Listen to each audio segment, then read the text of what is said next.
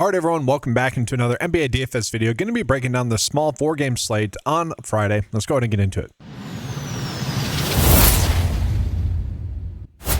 So guys, the tough part about this slate is we're not really getting any elite value, and that's what is really going to make this slate difficult. Really, the only value, and by value I mean like sub 4K play that's going to allow you salary relief to be able to pay up elsewhere. The only decent value that I see on this slate, and it's not foolproof, would be Pete Nance for the Milwaukee Bucks. This would be somewhat predicated on whether or not Bobby Portis ends up playing or not as well. He's currently questionable.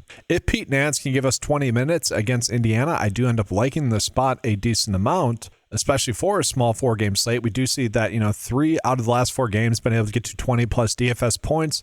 And then even this game where you got 18 minutes, 12 points, obviously that's not desirable, but for this small 4-game slate, I think we would be, I don't want to say okay with that, but like if that's the floor, sure, we'll take that.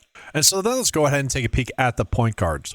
I really have an issue with like all of them really considering their price tag. So this is also a difficult part of the slate for me. So Cade Cunningham, Jalen Brunson are getting a tough matchup against each other here.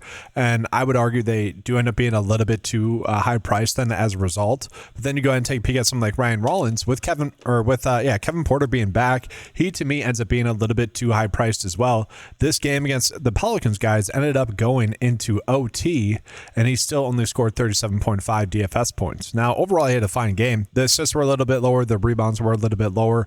Ultimately, you would still expect those numbers to be a little bit higher, but he is not someone like I'm excited to play at his price tag. Trey Murphy finally getting priced correctly. Now he becomes a difficult click. And then we have to worry about all the Boston guards, guys. Derek White, Peyton Pritchard. We could even toss in Jaylen Brown in there as well. Like all of them are appealing to me. I don't hate the idea of going with the cheapest one among them, which is going to be Peyton Pritchard, and that's due to Simons being out. That's kind of the route I've been going with today. He does draw a good matchup there against Miami as well.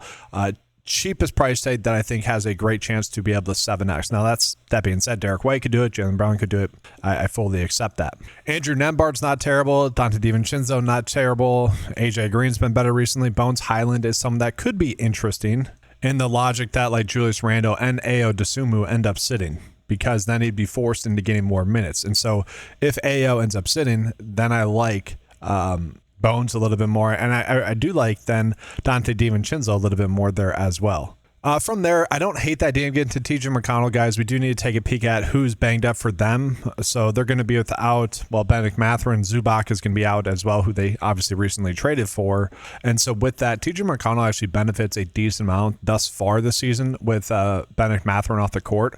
The issue is he hasn't been all that great lately, and so that's a concern. If he could get us 20 minutes, I think there's a chance that gets us to 25 DFS points, although it's a little bit risky. Cam Jones ended up having a very good game in his last game.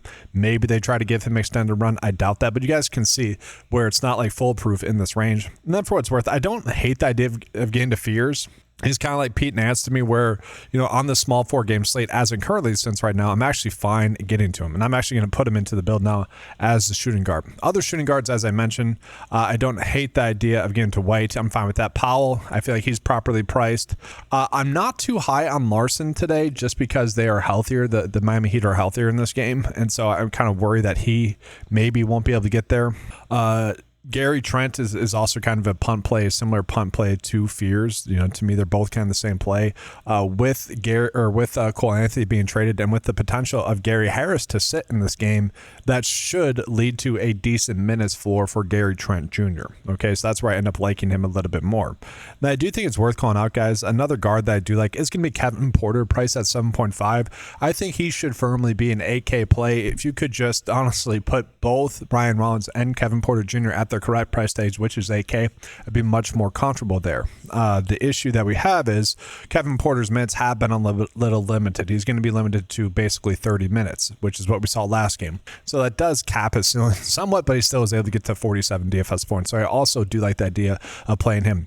Overall, this game, due to like the matchups in the game, ends up being my favorite game between the Pacers and the Bucks. And we do look at it 1.5 point spread, 224.5 game total.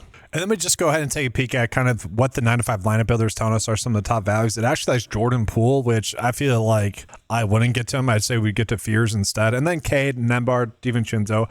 I don't disagree with this. I kind of like Kevin Porter a little bit more. So again, I would bump up his projection slightly more.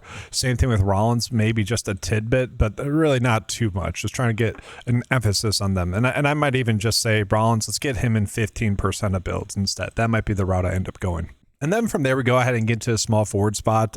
Bay has been someone that's been playing pretty well overall lately, although he's someone where with the Pelicans all being healthy, to me, that's like a dart throw between which one's really going to go off. Obviously, Trey Murphy went off in the last game. Zion could go off. Bay could go off. Herbert Jones could go off. To me, it truly is a guessing game. And this is a very tough position for me on the slate. I actually like the idea of kind of going with the Bucks Pacers game stack and chasing either Naismith or Walker or both. Walker is actually someone that benefits the second most with Mathurin off the court.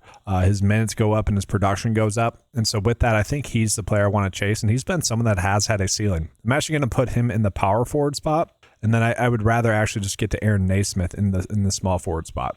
I'm not too excited about Naismith as a whole, but I do think there's a good chance he gives us around 5x, which for a 4-game slate, I'll take that. And so that really just leaves us with the center position. Now, I'm under the assumption that Jalen Duren's going to end up sitting. And so with that, Paul Reed's a little in play. And then you also have Isaiah Stewart that would also be a little bit in play. I'm sure those two players would pop up much more. What's interesting is they haven't exactly been going off lately. They've kind of struggled. Maybe Ronald Holland becomes a more interesting click there. And I would definitely say would be, especially if Tobias Harris were to sit. I'm expecting Tobias Harris to play, guys, and he's someone that does benefit a bunch with Jalen Duren off the court. So that's maybe a path that we could get to instead if Duren ends up sitting. But overall, the center spot, to me, is a spot where I think we should be punting. I don't hate the idea of getting to Gobert. I don't mind Miles Turner. I think those two have a pretty good ceiling tonight. But for the most part, again, I think we just go with Pete Nance, hope to get lucky, hope to get that 5x. And then that leaves us with like 8.3 left over, which is kind of a weird price tag range because to me, it is kind of a dead pricing tier. I don't necessarily, Kuzma has a ceiling, sure, but I don't necessarily want to go that low. Zion, I'm fine with. Randall, I'm fine with. Randall plays, I'm okay getting to him. And then we have 8.5 left over. Again, it's kind of a shoulder shrug here, guys, with closing out the build. We can get to Rollins instead. So that is a very good breakdown of the slate, but I want to show you guys what the 9 to 5 lineup builder is spinning out to us as the top builds. And so it is a little bit different than what I was just seeing, guys, but when Fears, Poole, again, I don't necessarily want to get to Poole, so let's just look at the second lineup then. DiVincenzo, Fears, Kuzma, it's still got to Poole. Let me just run it again with Poole off. And so we'll redo it here.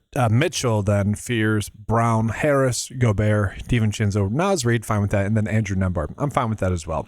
I don't mind the idea of setting a rule to get to like 2 of the Pacers. Again, I think they're a little bit too cheap. And then Pete Nance is going to be someone that right now I think we would have to manually update his projections just to ensure we're getting proper exposure to him. Again, that's risk reward there. But guys, that's going to do it for this video. Appreciate you being here. Make sure to leave a like on the video and subscribe to the channel if you guys have not done so before. Check out the NFL Super Bowl DFS video that I already posted. Probably will be posting another one tomorrow as well, just re-breaking down the slate. That's going to do it though, guys. Thank you for watching. Good luck. And as always, let's keep cashing.